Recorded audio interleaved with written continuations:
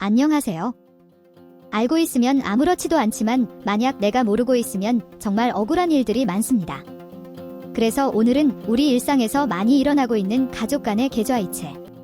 잘못하면 국세청으로부터 세금 폭탄을 맞을 수도 있는데요. 특히 최근에는 가전제품, 가구 이런 것들을 구매할 때 인터넷에 익숙하지 않은 부모들이 가구 같은 제품을 대신 구매해 달라고 부탁하면서 계좌이체를 하는데요. 이것이 국세청에 발각되면서 증여세 폭탄을 맞는 경우도 생기고 있습니다. 그렇기 때문에 조금 더 자세하게 이런 정보를 알아두어야 단순한 계좌이체인데도 불구하고 세금 폭탄 맞는 일을 미리 예방할 수 있습니다. 우리가 일상생활에서도 많은 분들이 가족 간의 계좌이체를 하고 있는데요. 현금 거래를 하는 경우도 있지만 아무 생각 없이 부모, 자식 간에 또는 부부 간에 많은 분들이 계좌이체를 하는데요. 갑자기 합비를 보내준다든지 아니면 용돈을 보내준다든지 이렇게 상황에 따라서 돈을 이체하는데 가끔 큰 돈을 이체할 때도 있습니다. 이때 아무런 생각 없이 이체했는데 세무서에서 연락이 오는 것이죠. 이 내용은 단순한 가족 간의 계좌 거래임에도 불구하고 세금이 부과될 수 있는 내용인데요. 이런 것들은 증여가 아닌데도 불구하고 증여세를 부과해야 한다고 국세청에서는 이렇게 판단하는 경우도 있습니다. 그렇기 때문에 이런 내용을 잘못 알고 계시는 분들은 국세청에서 잘못 판단할 수도 있는데요. 억울하게 증여세를 낼 수도 있다는 겁니다. 알고 계시지만 증여세라는 것은 누군가에게 내가 대가 없이 돈을 주었을 때 여기에 대한 세금을 내도록 하고 있습니다. 만약 부모님에게 내가 돈을 받았다. 이때는 증여세를 내셔야 되는데요. 성인 같은 경우에는 20년이라는 기간이 있습니다. 그러니까 20년 동안에 최대 1억까지 받을 수 있고요.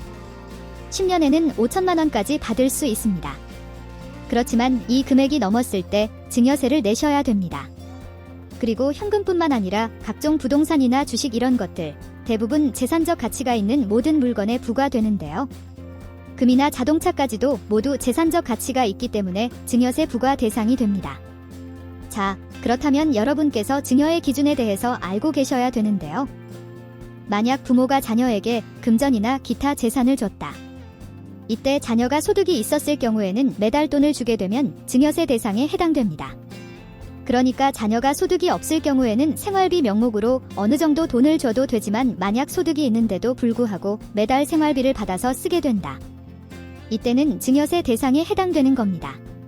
다만 일반적으로 생활비로 사용할 때 10년 동안 합계액이 5천만 원 미만일 때에는 신고할 필요가 없지만 만약 한 번에 거래할 때 1,000만 원 이상 계좌에서 이체를 했을 때는 반드시 신고해야 되고요. 용도도 증명하셔야 됩니다. 그러니까 한 번에 1,000만 원 이상 계좌 이체를 자녀에게 한다면 증여의 대상이 되니까요. 이 내용도 기억해 두셔야 됩니다. 그런데 소득이 없는 상태에서 대학교 등록금을 내주는 것, 이런 것들은 증여세 대상은 아닙니다. 그렇지만 아이에게 직접 돈을 주면 안 되고요. 학교에 이체해 주셔야 됩니다. 그리고 만약 결혼했을 때 축의금을 이체할 때 부모님의 통장을 거쳐서 자녀에게 입금된다면 이 돈은 증여세 조사 대상이 됩니다. 혼수용품 이런 각종 TV, 냉장고 같은 경우에는 증여세 대상은 아니지만 차를 선물했다. 그러니까 차량 같은 경우에는 증여의 대상이 될 수 있습니다. 만약 결혼했을 때 여러 가지 가전제품까지는 증여세 대상이 아니지만 차량은 특별히 신경 써야 합니다. 여기에 신경 쓰지 않다가 국세청에서 확인된다면 증여세 대상으로 세금을 물어야 된다는 것도 기억해 놓으셔야 됩니다. 자, 그리고 자녀가 아닌 부부 사이에서도 기준이 있는데요.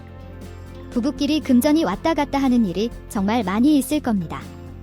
부부 같은 경우에는 10년 동안 최대 6억까지는 증여세를 내지 않아도 됩니다. 그러니까 과세 대상이 되지 않는다는 것이고요. 그리고 남편이 부인에게 생활비를 지급하거나 교육비나 병원비, 여러 가지 돈을 보낼 때도 있고요. 그 반대일 경우도 있겠지만 이렇게 생활비나 교육비, 병원비 이런 돈은 증여의 대상이 아닙니다. 다만 금액이 좀 커졌을 때 문제가 될 수도 있으니까 용도를 잘 적어 놓는다면 국세청의 오해를 피할 수 있습니다. 그렇기 때문에 생활비면 입금할 때 생활비, 교육비면 교육비, 이렇게 각종 용도를 적어서 계좌이체를 하시면 됩니다.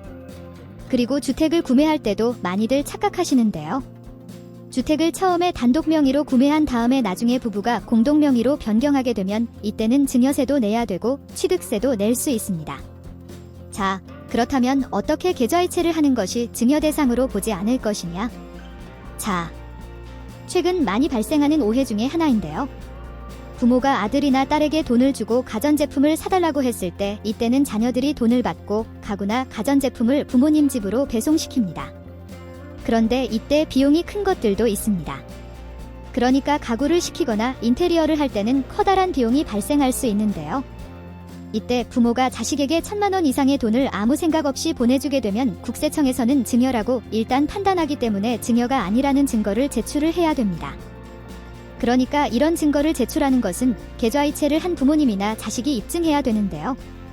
제일 좋은 것은 내가 만약 이런 상황이 발생했는데 국세청에서 증여로 본다면 내가 사용한 영수증을 보관하고 해명하는 것이 중요합니다.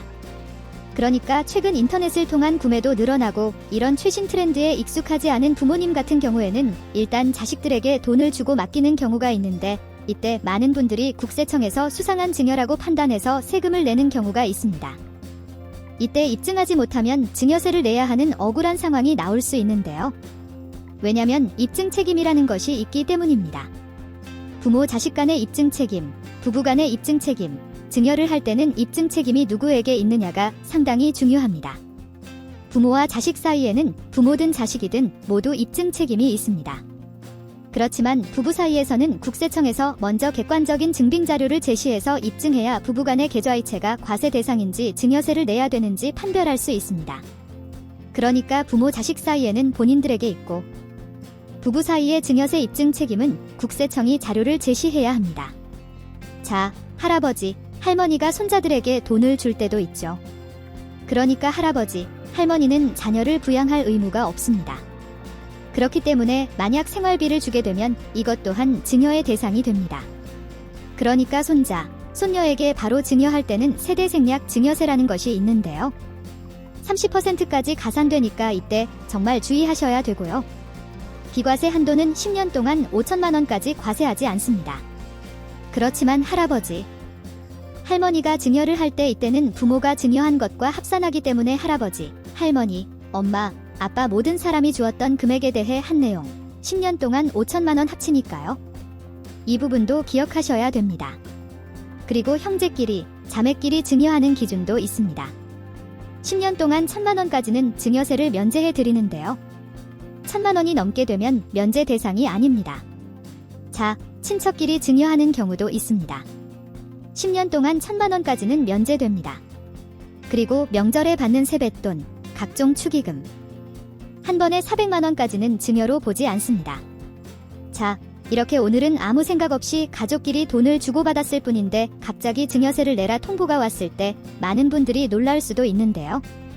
최근 이렇게 여러 가지 환경들이 많이 바뀌다 보니 빈번한 계좌이체 일어날 수 있습니다.